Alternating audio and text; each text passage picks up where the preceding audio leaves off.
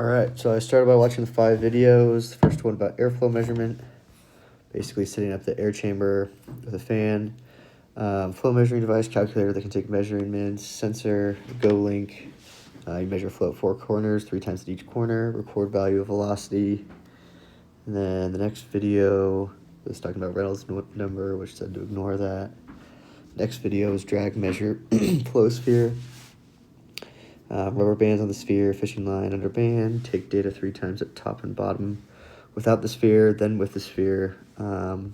Make sure the force sensor is on its side, and then the force sensor tip at the center of the sphere, barely touching it.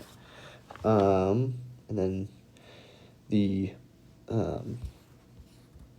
sensor takes an average of 10 seconds.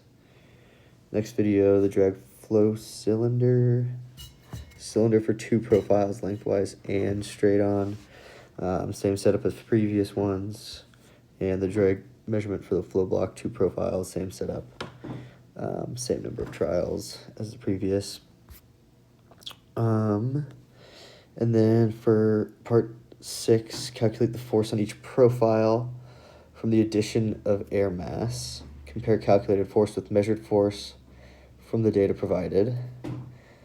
So this is what I get my force as from chapter 14. So here I calculated the first ones with 7.2 meters per second. Had the diameter, calculated the surface area, cross-sectional area, sorry, not surface area. And then plugged it into the force equation above. And got all these forces at 7.2 meters per second. Number 1's the sphere, 2's golf ball, 3 cylinder long ways, 4 is the cylinder circular face, 5 is the block large, 6 is block small side.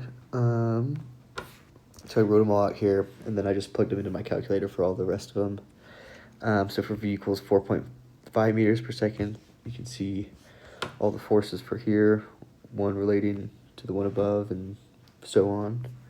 And then for 3 meters per second, and for 1.1 meters per second. Then I created this graph, or not graph, but table showing the velocity measured theoretical for the sphere and how different it was from the actual measured value. And why I think it differs so much is that the theoretical values are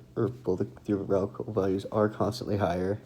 And I think that's because not all air masses is fully stopped. Energy loss due to turbulence or deflection or the sensor not catching the full impact. Here's a comparison summary of the sphere, golf ball, and cylinder, all at now a higher velocity of 7.2 meters per second. You still get a big change in the difference between the measured and theoretical. When you measure the theoretical, it assumes full transfer of all air momentum, which is not realistic in real life practice. The measured forces are lower due to energy losses and how we set it up.